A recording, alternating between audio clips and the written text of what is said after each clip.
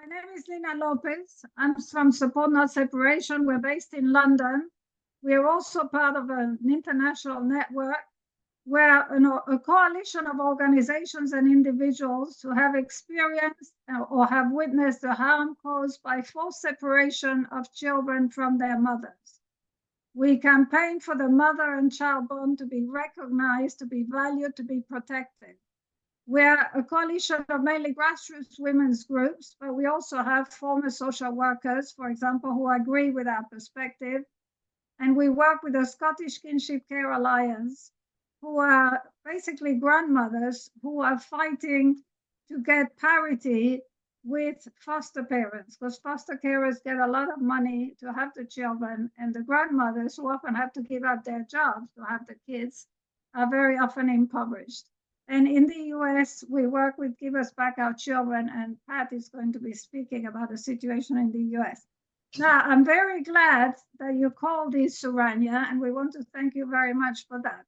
We're glad to meet Joe in Birmingham, and Joe, you can expect us to be contacting you so we can work with you, because in fact, the man you mentioned, we also have been in touch with. And Mrs. Chatterjee was in some ways a turning point. It had a tremendous impact on our network. People loved it and felt really represented by it. And we, as you know, Suranya, organized a Q&A at our Women's Center with you, with the director, Shima, and the actress, Rani, and with the real Mrs. Chatterjee, who managed to come at the end. It was really fantastic to have that. I want to, before I say what we do, raise the main issues. We are campaigning to open the family courts. We have had some success. There is a beginning of a pilot in some courts, because as you know, the courts are closed. So whatever they decide is happening in secret, which is why they get away with such horrors. So we want the courts to be open. We also want to stop the privatized child removal industry, which is making a huge amount of money from removing our children. I mean, the amounts are absolutely exorbitant. They have privatized the removal of children. And now councils are going bankrupt, if you can believe it, because the money is going into child protection, while any support to mothers has been cut. And now they want to cut social care. So all the people are also going to suffer as a result of the money going to the child removal industry. And we want the money to go to mothers instead. You know, according to the law, there are sections of the law that say that mothers and also mothers with disabilities should be getting financial and other support in order to keep their children. That is never implemented. Instead, they're just feeding an industry. So we are campaigning for poverty not to be considered neglect, which it is now, even though they give you some other reasons, and for a care income for mothers and caregivers. And we want some changes in the law specifically to recognize and protect the bond between mother and child as being necessary for the child's, welfare and happiness. To end forced adoptions. About 90% of adoptions in the UK are without the consent of the natural parents. And also to end the assumption of future harm, which somebody also mentioned here, which is how they get away with taking children on the assumption that something psychological will happen in the future, and so they don't have to prove that the child is actually being harmed now. And they're causing the harm by removing the children who were perfectly happy as they were. And finally, we also want to remove the presumption of contact and parental alienation. These two are used by violent men who have very much the support of the family courts to take children when there is domestic violence, sexual abuse that either the mother or the children have reported. The fathers then say, oh no, it's parental alienation, and the social workers are happy to either put the children in care or give them to the father. So that has to end. Now, in terms of what we do, let me just tell you quickly, we hold monthly pickets outside the family court in London and have been doing that for 7 years. the first Wednesday of every month. We're outside the court, and it's been extremely effective because we meet many, many mothers, and it has really raised the whole profile of what's the horror that's going on against children and mothers. We also have monthly collective self-help meetings at our Women's Center. So the mothers we meet, the mothers who contact us who are going through the family courts, can get together with us and the various organizations that are part of Support Not Separation, which include Women Against Rape, Women of Color in the Global Women's Strike, Women with Disabilities. So the various organizations get together with the mothers, and we go through cases. Women spoke about their own cases. Tracy, who is here on this call and who is a mother herself who went through the family courts, is an absolute expert in every possible tactic you can use against social workers.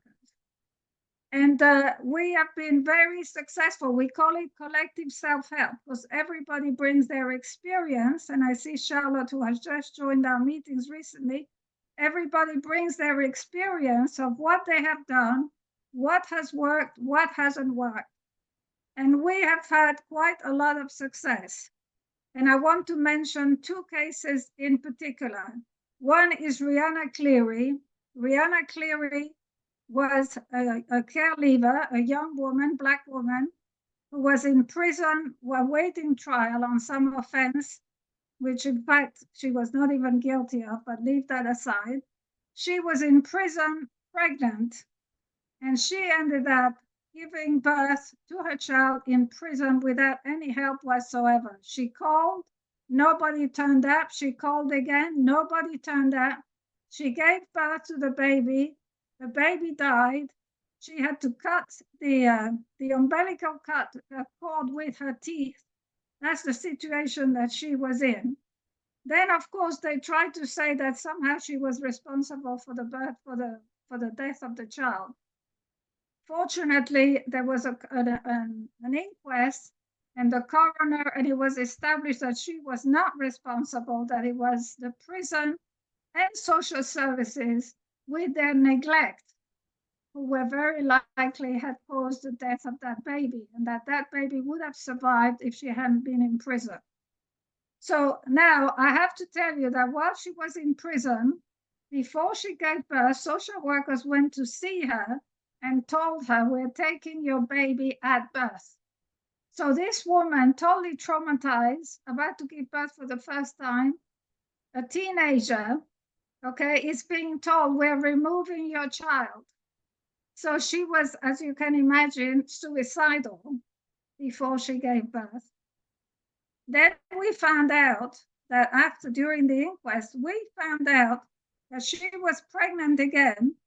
And we knew very well that they were going to try and remove her second child. And we have been working with her ever since. And she has her child. She and the father of the child are together. They have the baby and they're doing very well. And social workers are now having to agree that this is a very good mother.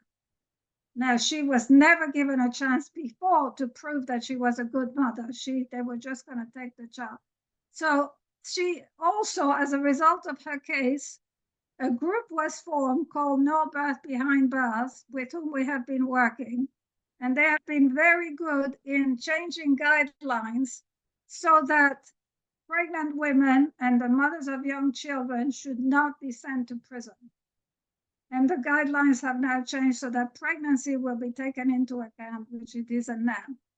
And finally, not finally, about the cases, I want to say there's another mother who is part of our self-help group who has also won contact with her children, overnight contact, for the first time after 4 years.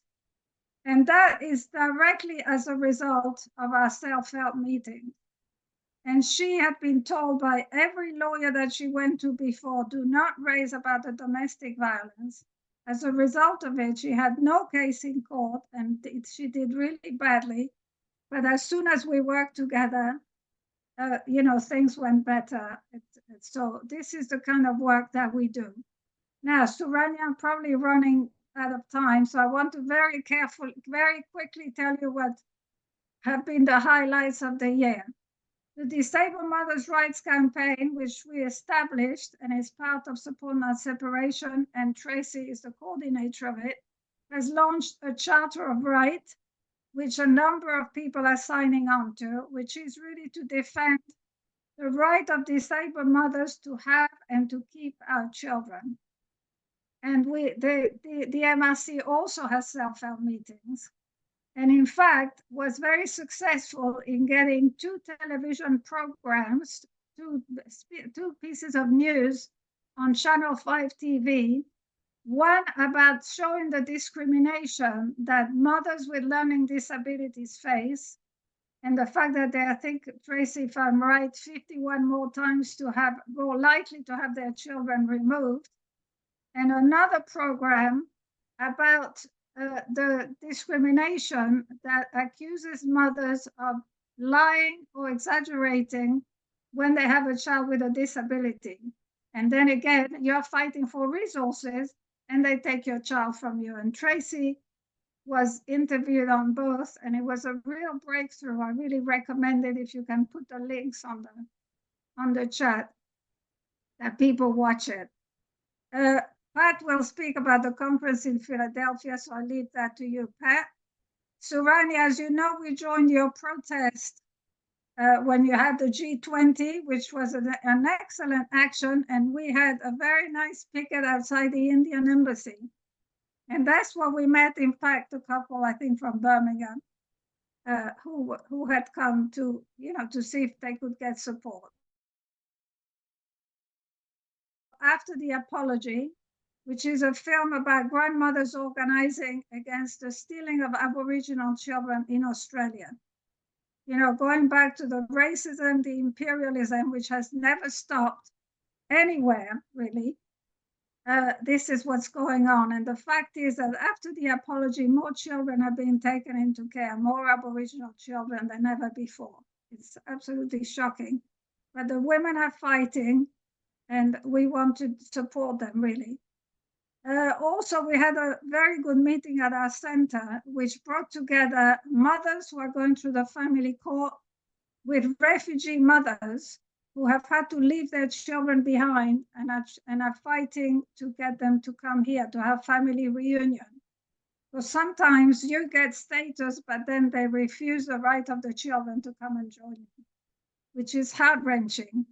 And it was a real fantastic meeting because there were 2 aspects of separation, which you never hear of together, which came together.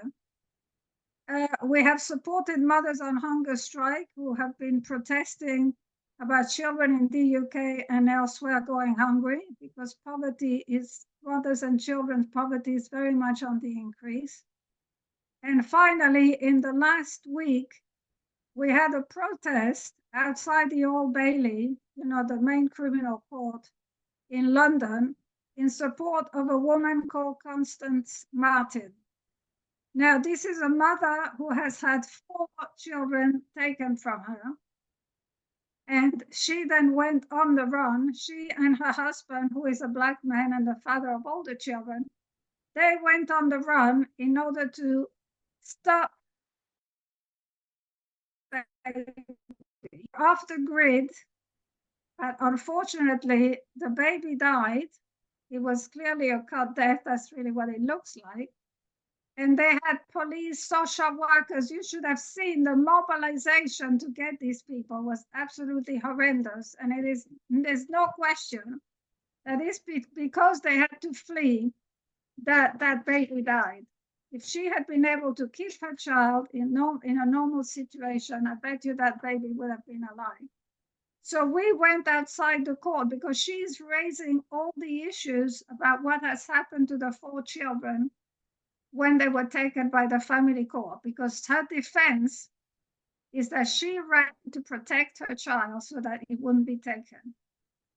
And we had a good protest outside, and we don't know, the case is still going, so we don't know what the verdict will be, but it's obviously an important case for all of us who are fighting against the removal of our children.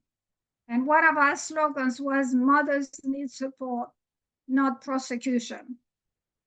And of course, because the man is black, there's a lot of racism against him, and which she has raised in court. And we know very well that also here in England, and the US is the same, that the majority of children that are being taken are from poor families, especially children of color, especially if the mother is a caregiver herself who has gone through the system. They then punish you by taking your child, as they were doing with Rihanna. And if you have a disability, single mothers, all these things are used against you. So we want to work internationally and nationally to change the legislation, but also to change the power of mothers. Because mothers, we're treated as if we're making no contribution to society. We're nothing. We are surrogates for the state to then take our children and do what they like and feed a massive removal industry. And it's got to stop, and it has to start with reestablishing the role of mothers, the value of mothers, the value of that relationship, and that we should be protected, that bond should be protected, financially protected. And that's what we want, and that's where we're so delighted to be working with you all. Thank you, Nina. Terrific. One is almost stunned into silence by the relentless cruelty. I mean, it's just such a saga of inhumanity and tragedy. And thank you for being strong and standing up for all these mothers.